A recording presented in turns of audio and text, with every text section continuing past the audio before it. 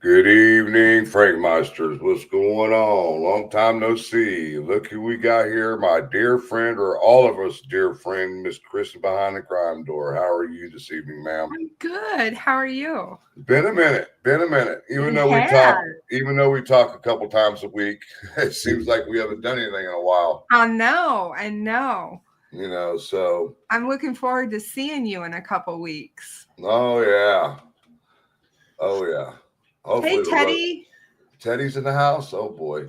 Hi, Teddy. Uh reason for the live tonight, guys. Reissi Davis. We all know he's been out there doing interviews.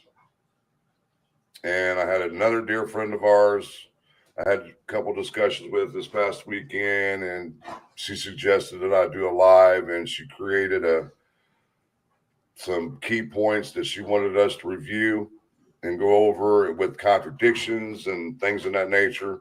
So basically, this live was basically created by Deb's True Crime Notebook. Thank you, ma'am. And once again, if you guys have not been over to her channel and checked out her videos, please do so. Go hit that thumbs up and subscribe to her channel immediately as soon as we're done with our live here. So what else is going on with you, Miss Kristin?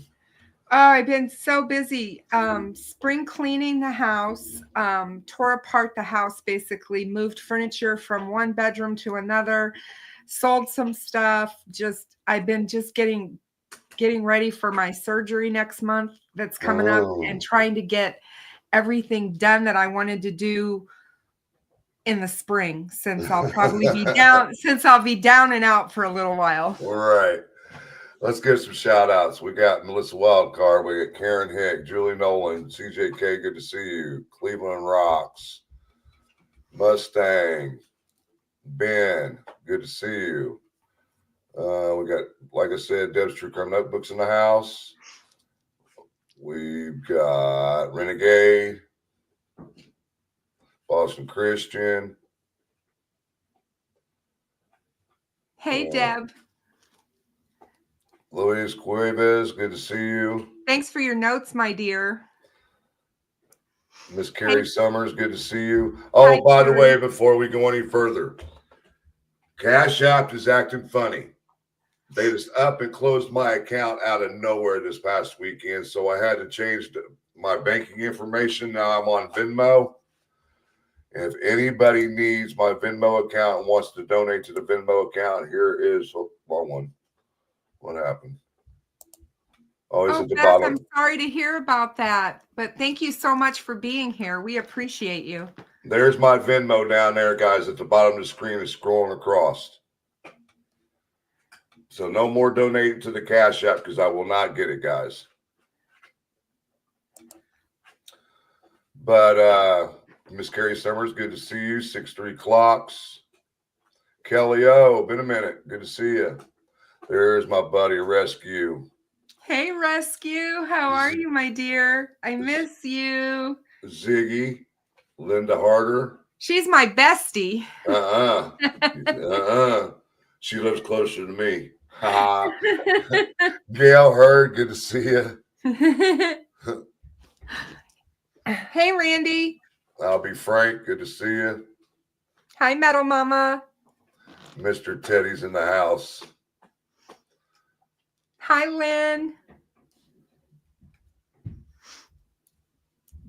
Scarlett, good to see you. Hey, somebody got a membership. Thank you, Gail. Donated 5 memberships. Check your stockings, guys. Carrie, that is no joke. She certainly is the best, period. She is an amazing woman. Miss Beth Gonzalez, good to see you. Witchcraft. Well, Carrie, welcome to Venmo, buddy. Yeah, they just out of nowhere, I got a notification, a text at like 4 o'clock in the morning that said that my account has been disabled. Hi, Metal Mama. Good to see you, Lynn. Mr. Randy Gravitt, good to see you. Miss Shelley, good to see you. All right. Now, the point of the live.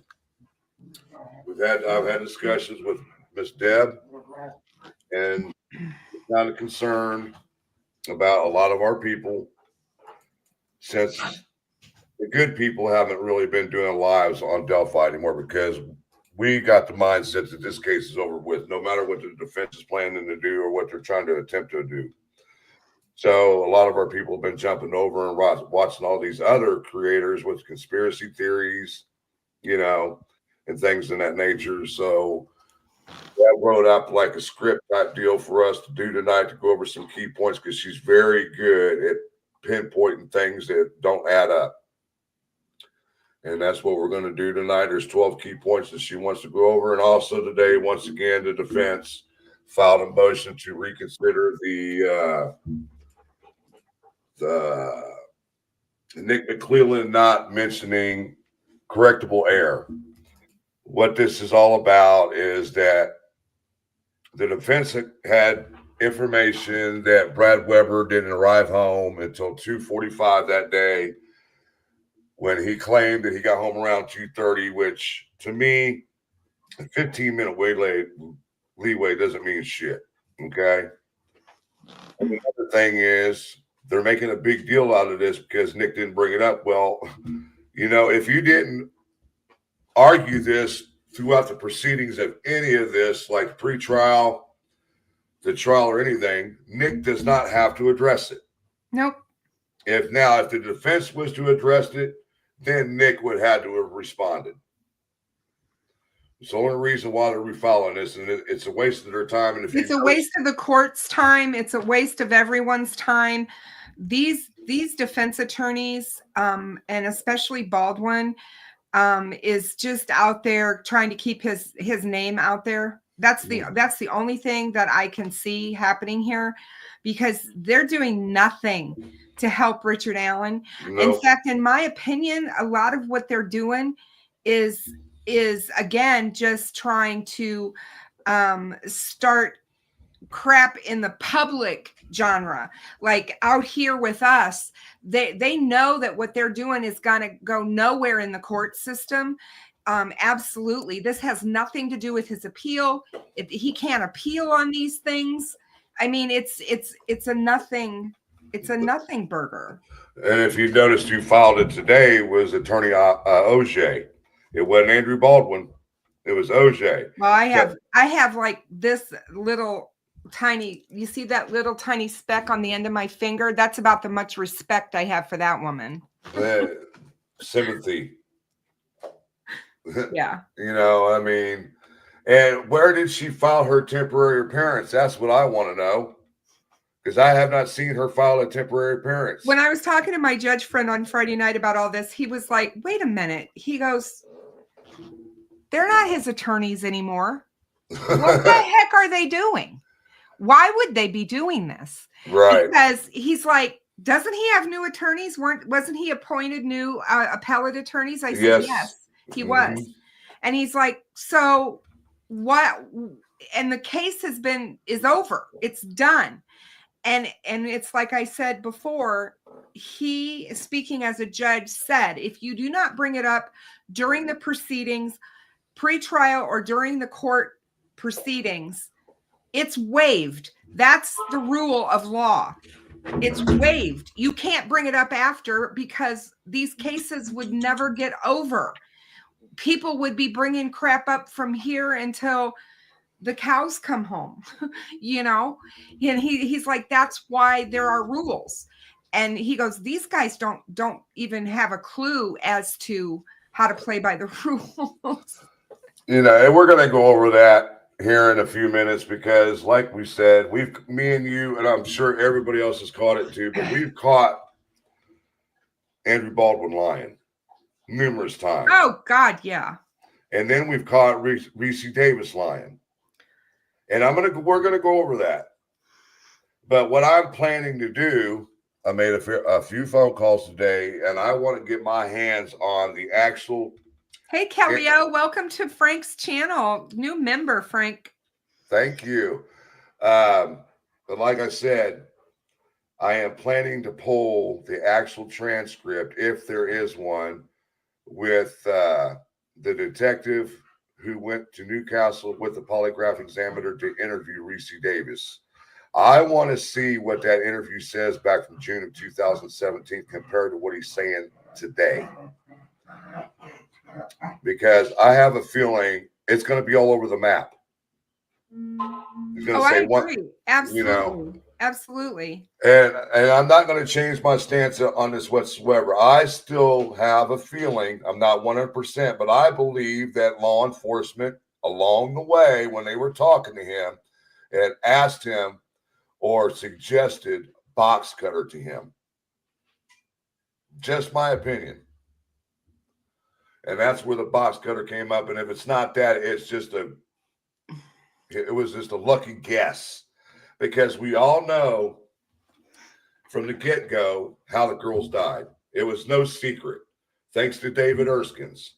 Once again, you know, so we knew that a sharp-edged object like a knife, box cutter, a sword, a hatchet of some sort was used to inflict these injuries on the girls. Okay? So you can't carry a hatchet around with you because you're not going to be able to conceal it. You're not going to be able to conceal a sword walking on the bridge. The only things you got left is a box cutter and a knife. One of the two. Pick your poison. You know what I mean? So let's get into this real quick. Give me a second here. And like Deb said, you know, the box cutter was never mentioned in any of the writings that Ricci Davis claims. But he says he verbally told one of law enforcement individuals about the box cutter. I'm sorry, but I believe that his word is about as useless as teats on a you-know-what. Well, the way I look at that whole situation is that, like I said, I believe that law enforcement fed him information. And you also know that he had been watching all kinds of shit over the years anyway. You know what I mean? Mm-hmm. Oh, what did I do here? Oh, yeah, for sure. I mean, these guys that, you know, it's just like Ruckus has told us when we've talked about it, you know, that these guys that are in prison, the jailhouse snitches, whatever you want to call them, the 9 times out of 10, they have a ulterior motive. They have an agenda that has to do with them getting something out of whatever it is that they're saying that they have info on. Right. And like I said before, if these guys are not working in prison, have a regular job, because in prison, if you got a regular job working in the kitchen or wherever it may be, you're only making a couple dollars a day. Okay. So they're going to do or say anything they can to make a buck here and there on their commissary, on their phone, whatever. And this is what we keep trying to preach to you guys. Why are you going to believe a 4-time felon? You know what I mean? I don't know who Chrissy Conley is, but she's saying the girlfriend's tip in 2017 said box cutter. I don't believe that for 1 second. Well, that actually did, but that's my point. I believe they were fed some type of information by law enforcement or somebody that was close to the case. Oh, the girlfriend. I'm sorry. I thought she was talking about Ron Logan's girlfriend. Never mind. I'm like, no, don't bring that in here. I was like, oh. Okay, like here, we're going to start off. I'm not going to pull this up. I was going to go over these.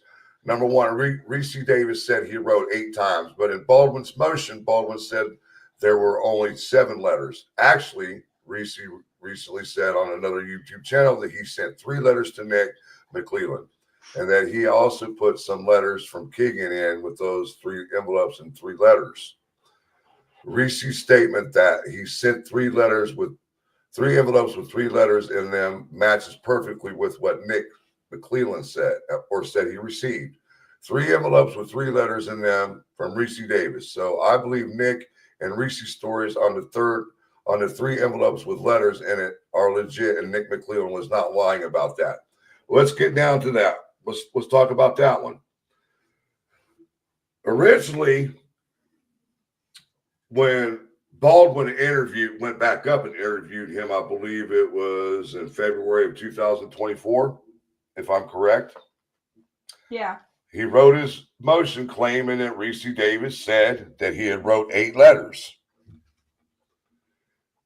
Now we need to figure out if Ricci was telling the truth or Andrew Baldwin was telling the truth. And I've talked to some of our other creators about this, and I've picked up that what if Baldwin was adding shit in there that Ricci didn't say to try to convince the judge or whatever.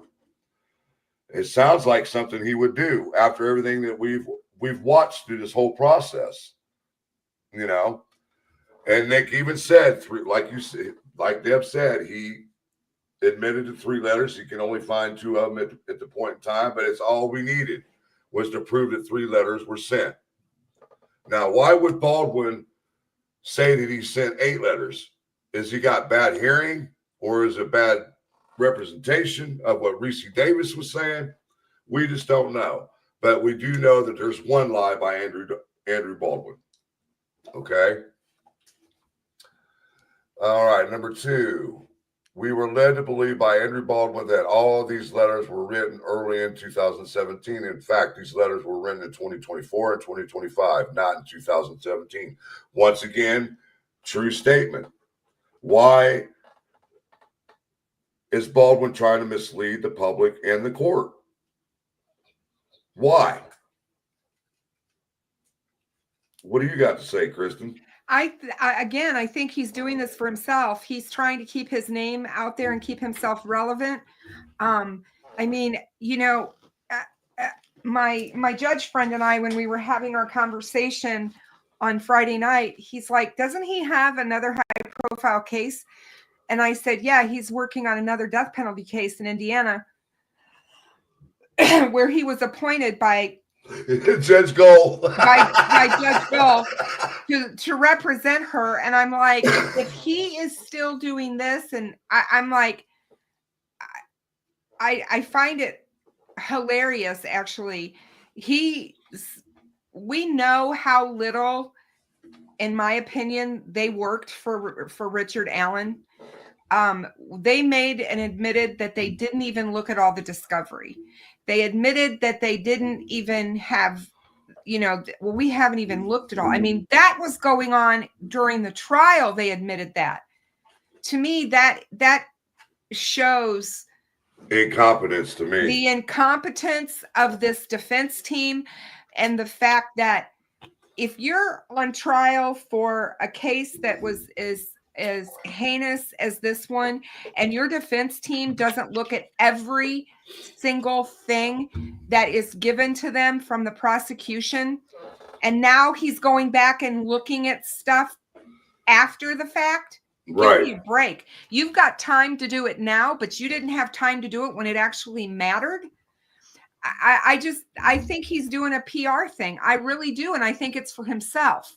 And like I said, me and you talked about a month ago, it's almost like he's trying to save face of what happened to this case, and with the leak coming out of his office, you know, and the bad showing that they even did during this whole proceeding. I think he's trying to save face and save his reputation. That's how I feel about it. Yeah.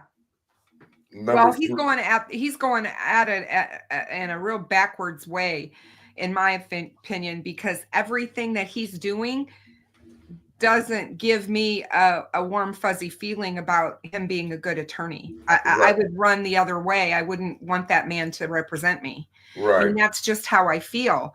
To me, it's more of how he looks and all of that compared to fighting for his client. If they were really fighting for Richard Allen like they said they were, they would have put forth motions in the very beginning and the very early days after his arrest to get him out of jail. If they were so staunch on his innocence, they know for a fact that this man was an innocent man being charged with this crime, they would have jumped through every hoop imaginable to get him out of jail, to get him moved to a mental facility where he could be looked after and all of that. They did none of that. No. They did nothing when it came to the law, which they had every ability to do.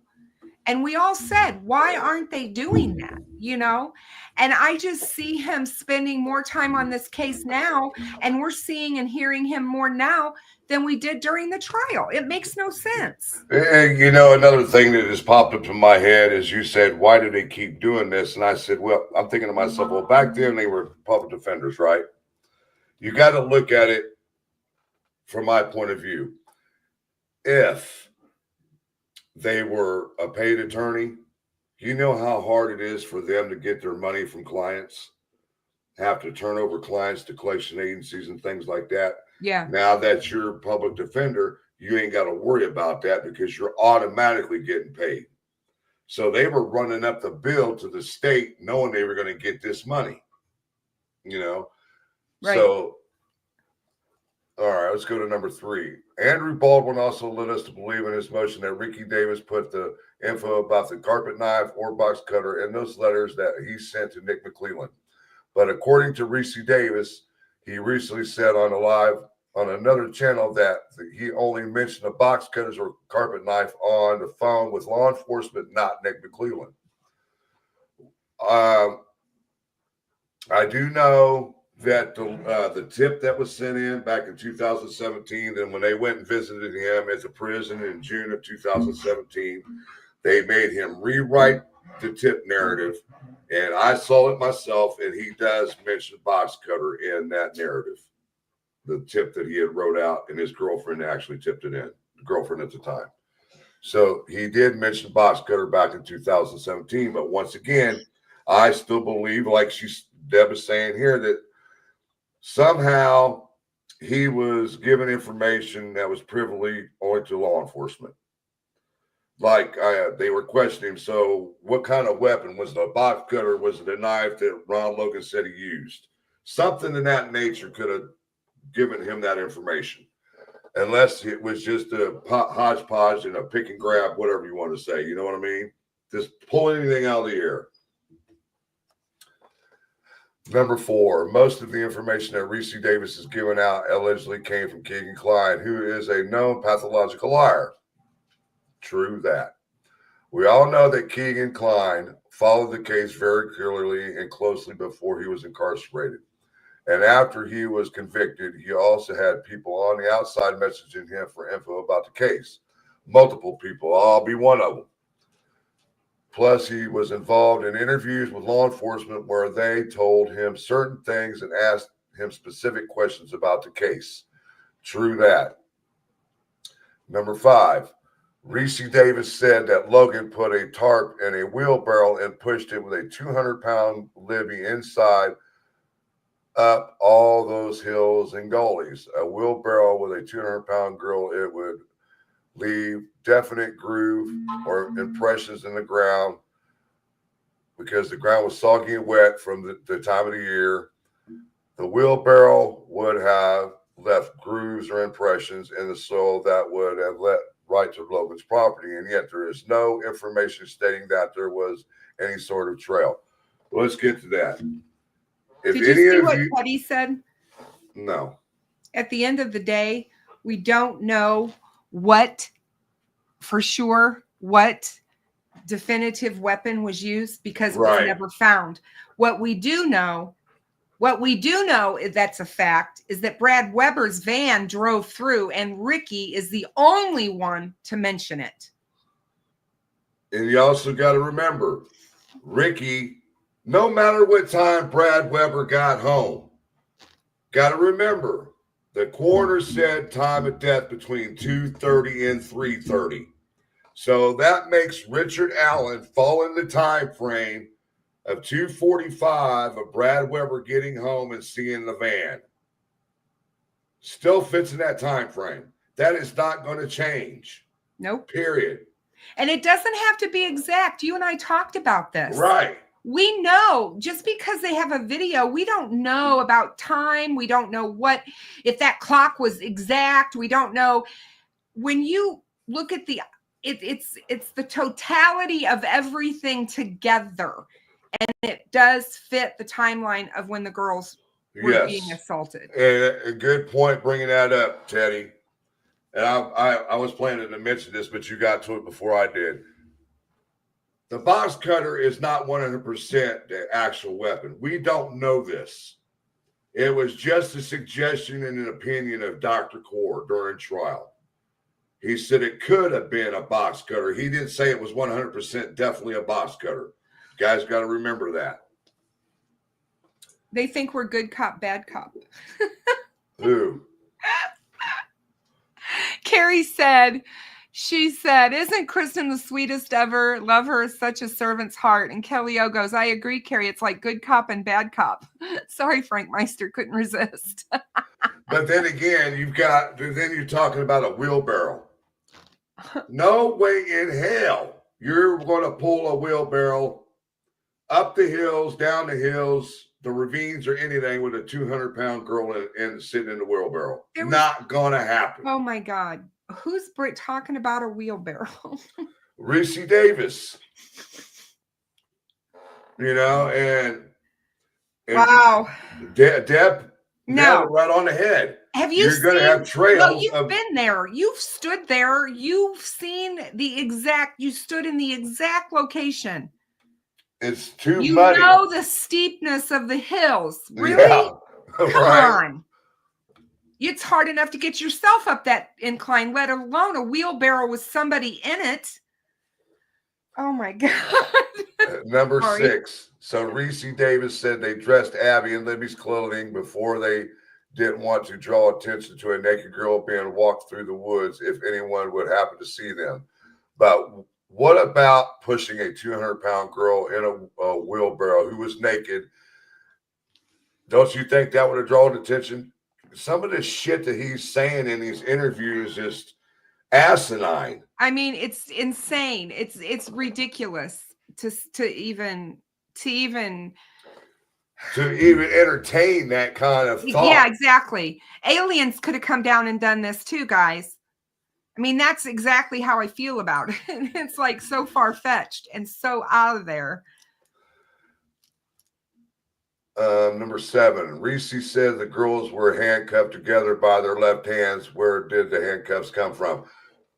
All right. That's the kind of shit that pissed me off right there, because there was no indication from Dr. Cord that these girls were bound at all.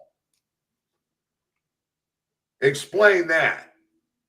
I do know for a fact that their hands were bagged and taped. I know that for a fact. With paper bags to protect evidence when they were taken from the scene. Yes, they had paper bags and tape around their hands, but there was no handcuffs. Yeah, that would have come out in court. Yes. If they knew that the girls were specifically bound in some way, that would have come out in court. That didn't come out.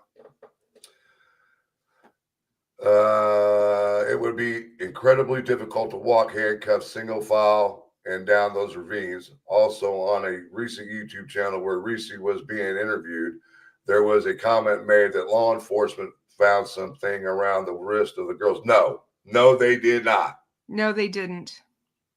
What kind of shit is that? Yeah. See, well, it's just the Ron Loganers trying to figure out another way. How can we backslide Ron Logan into this scenario to be the guy that did this? Well, let's see. Let's find some guy. Oh, let's talk about this Ricci Davis guy out of the blue. Bring him up, because weren't they so damn sure it was Odinus? Wasn't the defense team so sure it was 5 guys that were Odinus that were out there? What happened to that theory? You don't get to retry your case with a new theory, guys. Sorry, that doesn't happen. That's not the way the justice system in this country works. And I don't know who this person is that's in here. I've never seen him, Bell Mayhem, but I'm here to tell you that whatever you're listening to is wrong, and you need to look at the facts of this case. If you didn't sit in that courtroom, you don't know the facts.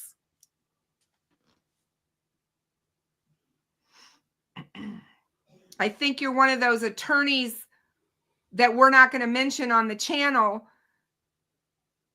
YouTube attorneys, friends, or you're them or whatever that's trying to push a narrative here because it's crap.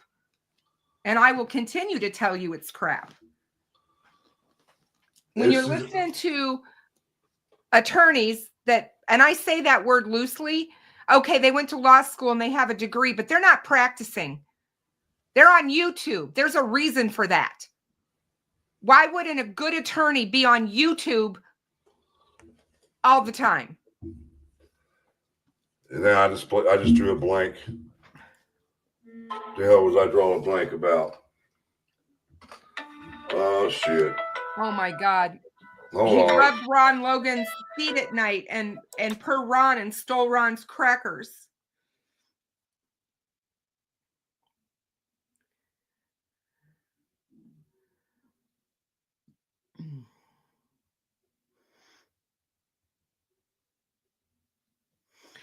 If somebody wants to come up, I got to put the.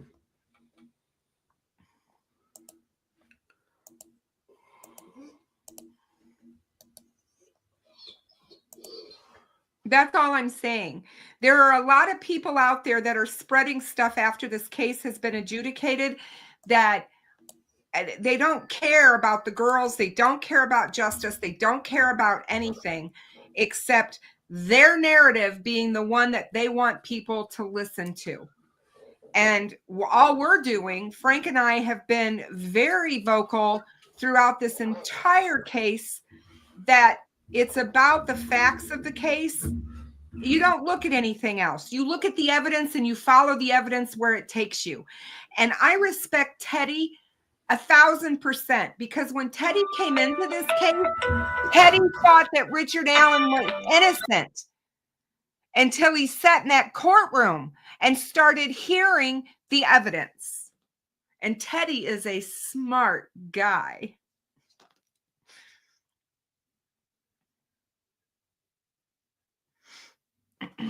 We don't spread things here. You won't find us spreading anything but the truth and facts, as we know the facts that came out in the courtroom. That's all we got to go by. These people out there need to understand we have to present what is given to us as the public domain. So we have to work with what we've got. And we basically got everything they've got. And if it's not presented or no arguments were made during the proceedings of any type through this whole process, that's Ruckus. on them. That is Ruckus. totally on them. What's going on, Ruckus? How are you, my dear? Frankmeister and I were just talking about you. He's not behaving. All right, number 8. Reissi Davis claimed that Ron Logan told him that he removed a battery from one of the phones. Reissi did not know which phone. I'm here to say that it's very doubtful. It was Libby's phone, because I researched what the process was to remove battery from an iPhone, which was Libby's telephone. He would need special tools. It takes a long time, and to replace the battery, which nobody removed a battery out of anything. Rissi's claiming that they moved Libby's body 3 times at one point. He said they put Libby's body in a wheelbarrow on a tarp and wheeled her to Ron Logan's barn and put her on the tarp and took Abby with them before eventually taking both of them back to the scene. There is no evidence that they were ever taken from the scene or they were even brought back from the scene. Like we said before, and we'll say it again, that time of the year it was wet, damp, muddy. There would have been all kinds of tracks all over the place if them girls were brought back, forth, whatever. There is no indication of that whatsoever. At least there's no evidence that's been presented to us. Now, if Baldwin since the case is over, you're willing to present all you want out of that discovery. Show us where somebody took these girls and took them to another location and brought them back. Like I said, there would have been tracks everywhere. Yeah. Beth, in regards to your statement or your question on whether or not they are trying to make it blatantly obvious that they didn't get effective counsel, the Supreme Court was very, very, very loud on this, in my opinion. They gave them every opportunity to not put those two attorneys back on the case, because they kept asking when they took the case to before the Supreme Court. And the Supreme Court told them, you are aware that if we grant what you're asking, your client loses the appeal factor on ineffective counsel. Mm-hmm. Yes. It is Bill Mayhem. It up. I do not see them going back on that. That was their choice. That was Richard Allen's choice to do. Unless Richard Allen was to come out and say that he didn't make that choice and these choices were made against his better judgment, that's the only way that this is going to change. If they find that there's fraud somewhere and that these attorneys did things without their clients okay, that's different. That's different. But if Richard Allen is backing these guys and saying they're my attorneys, I followed what I asked them to do for me, they're done. This part is done. Bill Mayhem. So the fact that motion to correct is appealable, but you just said that nothing is after it's been adjudicated. What we're telling you, I didn't say that nothing is appealable. I said that there is going to be an appeal. They will appeal it. They're going to appeal all kinds of things. Does that mean that it's a done deal? No, the appellate court may not even address it. They may just say, done. I don't think they'll address this thing in motion to correct anyway, because like we said before, if the defense attorneys knew about this and they did not address it while Brad Weber was on the stand, Nick McClelland does not have to address anything. That's on the defense. They could have perjured Brad Weber, but they chose not to. Yep. And since they chose not to, Nick doesn't have to do anything. There was a lot of things the defense chose not to do at trial. And for Baldwin to come back and say, oh, maybe I should have pressed the ballistic expert a little harder. Okay, I be a Monday morning quarterback and go back over your case and say what you think you did wrong. Fine. I'm okay with that. Right. Nobody's perfect. But, you had your chance to go over these witnesses and impeach them. Right. You had the ability to do that, and you didn't. Not to the point that the people who matter, because honest to God, as Frank and I have said many times here, you guys on the live, it isn't about us. It's not about what we believe, what we think, or anything. It's about what those 12 jurors saw, heard, and decided on the evidence before them. Exactly. They didn't convince the jury. And I agree with Stephanie. The jury didn't even need the bullet. No, because the timeline, the circumstantial evidence, his 61 confessions, the fact that he placed himself on that bridge, he never saw Bridge Guy. Why did he not see Bridge Guy? If he wasn't Bridge Guy, he should have seen Bridge Guy, you guys. Yep. Mm-hmm. But he didn't, because he was Bridge Guy. If Richard Allen is Bridge Guy, he's guilty of murder. He was charged with it. He was found guilty of it. And he has been sentenced to 130 years. And if you noticed, and I'm going to keep putting this out there, I have not seen one scarecrow talk about the 136-page memorandum. Once again, I'm going to keep driving this and driving this and driving this. Yes, they were defending Richard Allen as one being at the crime scene. But you go through that 136-page and you tell me one time where they denied that he was Bridge Guy.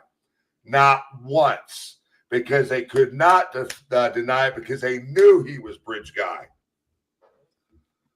He said he was Bridge Guy. I mean, come on, guys. Kathy Allen even asked him.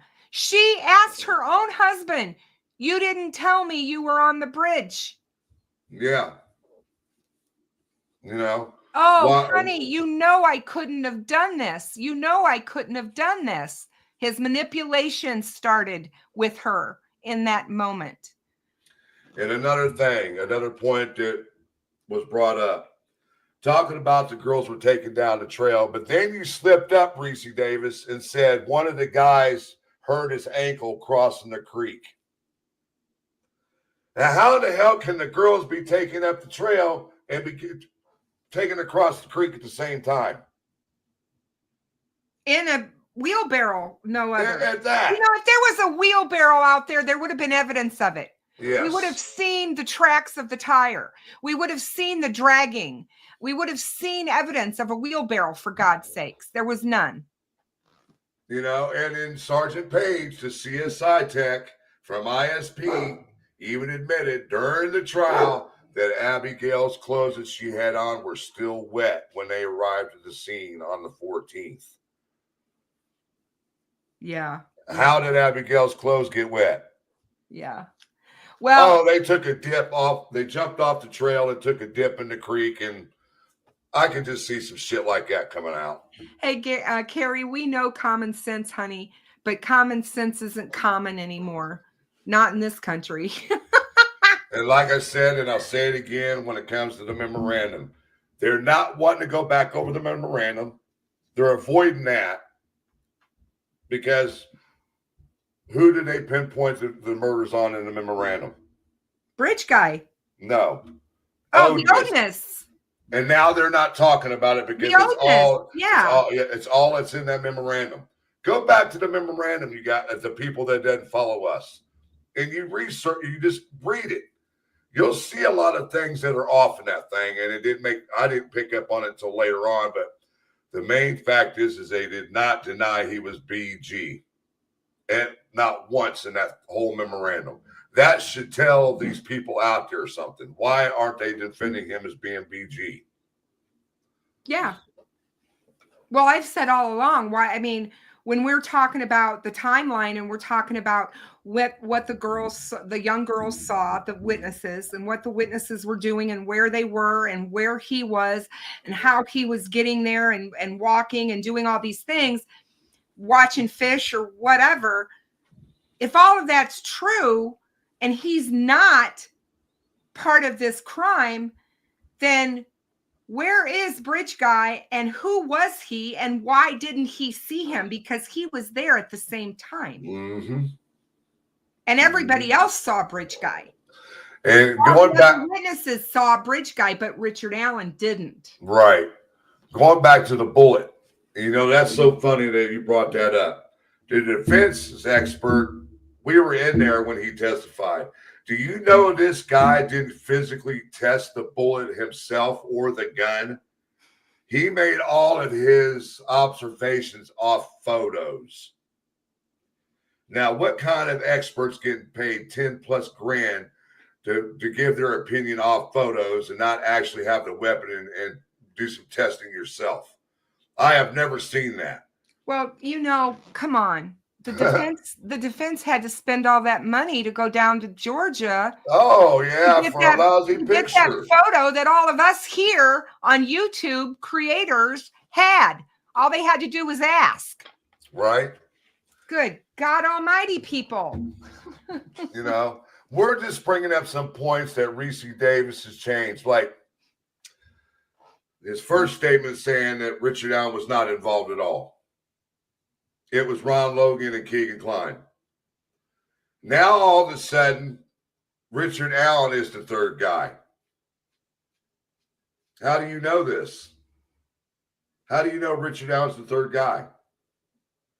So you're admitting now he is the guy. But you have no proof with Ron Logan or Keegan Kline. And once again, I did my research on this again to verify what I was reading.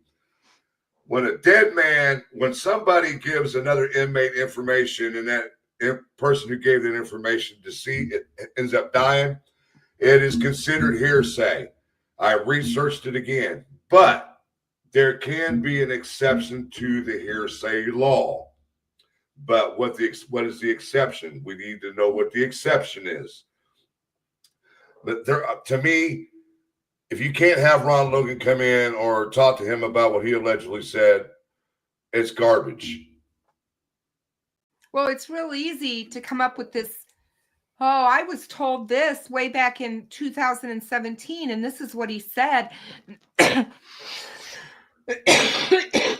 This is what he told me, and come up with all these things that seem to be, oh my gosh. Oh, wow. He really said that? Wow. Do you really honestly think, do people honestly think that any one of these investigators, if they had any inkling that any of that was true back in 2017, that they would have not kept Ron Logan in jail and charged him with this crime? Give me a break.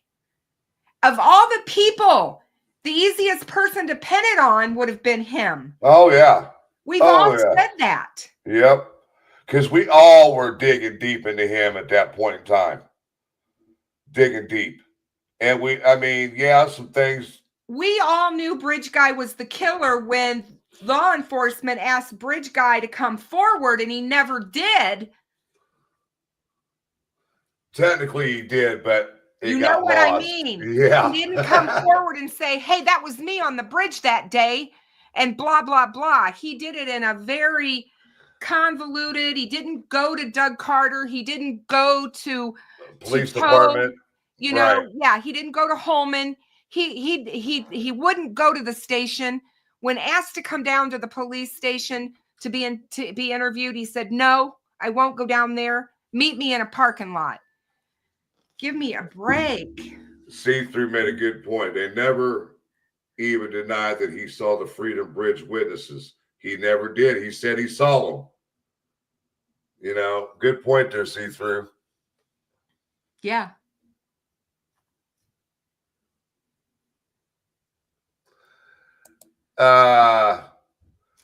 It was never, they didn't even try to impeach him.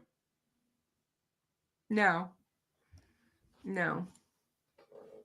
You're probably talking about when they were questioning Brad Weber and he got pissed off and basically told Baldwin, you're sitting here calling me a liar. Yeah, exactly. He was very combative with Weber on the stand. Yeah. And that was not a good look for Baldwin that day. No. If they had such a fuss about the time of when Brad Weber got home, they should have brought it up about the video. They knew about the video. And once again, we've had many discussions about this. We don't know if that video is accurate. Nope. The time on it, the day on it, or anything. Nope. But what we do know is that Brad Weber came home from work, and we know that Brad Weber was there, and we know that his van was seen by Richard Allen. And, that's nobody else saw it. Nobody else saw the right van. Right. Blade.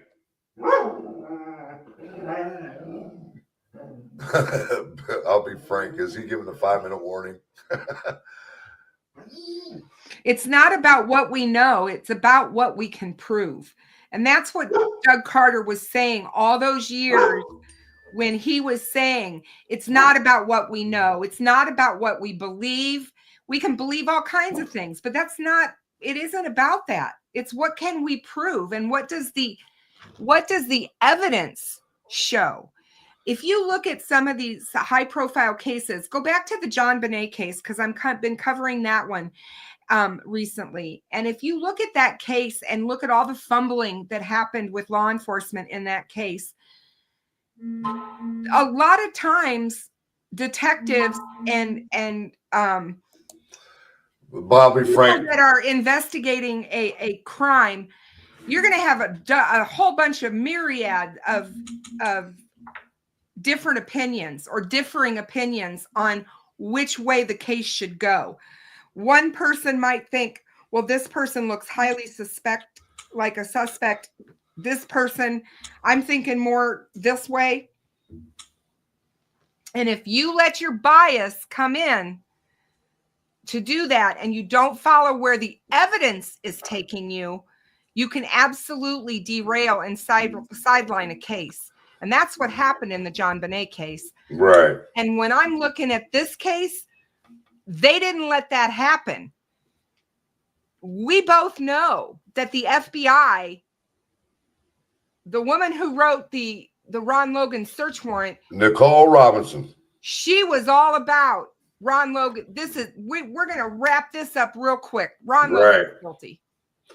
Even though the evidence wasn't pointing to him. Right. I'll be frank. Some of you want to know what we know. Some just want to know what we know. Today is not that day. You sound like Mr. Doug Carter to me. Mm-hmm. Yeah. Laura says, Frank, we can't speak on what we don't know, only on what we do know. And you want to know what we want to know. Yep. Good point. Inmates try to work deals in Cam's case. Talking about the ISP officer that was convicted of killing his wife and kids 13 years ago. And then he got 3 new trials and they found him not guilty. Well, they ended up getting the guy that ended up killing him. He was in prison with Cam. You probably don't know about that case, do you? Yeah.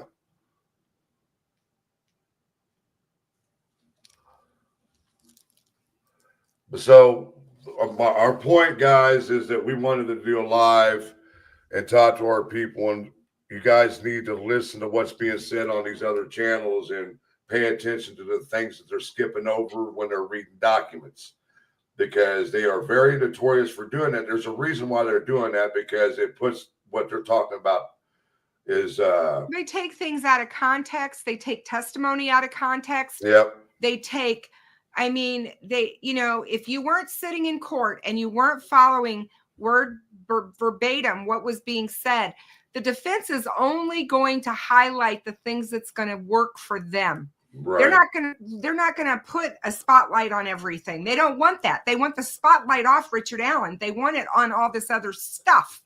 So, they create all this smoke and mirror kind of thing, and it's insane.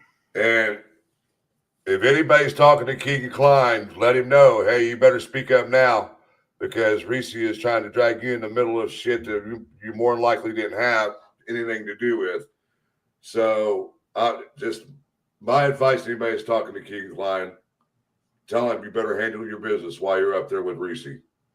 Good Lord. Yeah, because we know that Keegan likes to lie about stuff just to make money. We know. Oh yeah, this. He wants money on his books, and he's gonna take advantage of whatever he can, and he doesn't want to get wrapped up into this because he's not involved, and he knows that.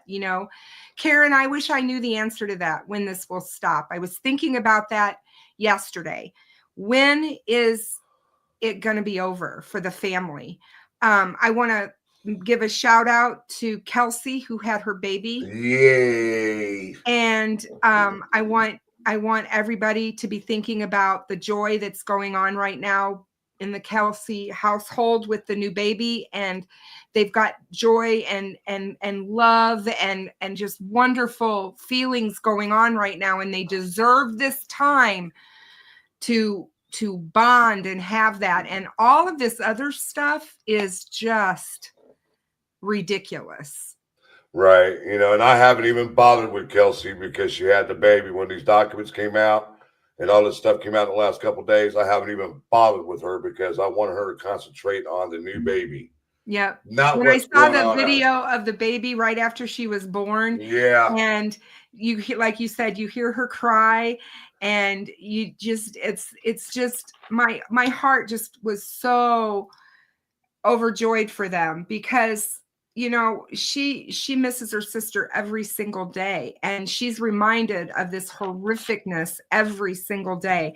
And if this stuff irritates us and upsets us, you can only imagine what it's doing. And you and I saw Kelsey pregnant, sitting in that courtroom, listening to the crap that, was going on, and all that stuff that she had to listen to about her sister and everything. And yet she stood a strong woman. You know, we watched her grow up, basically forced to grow up quickly. Mhm.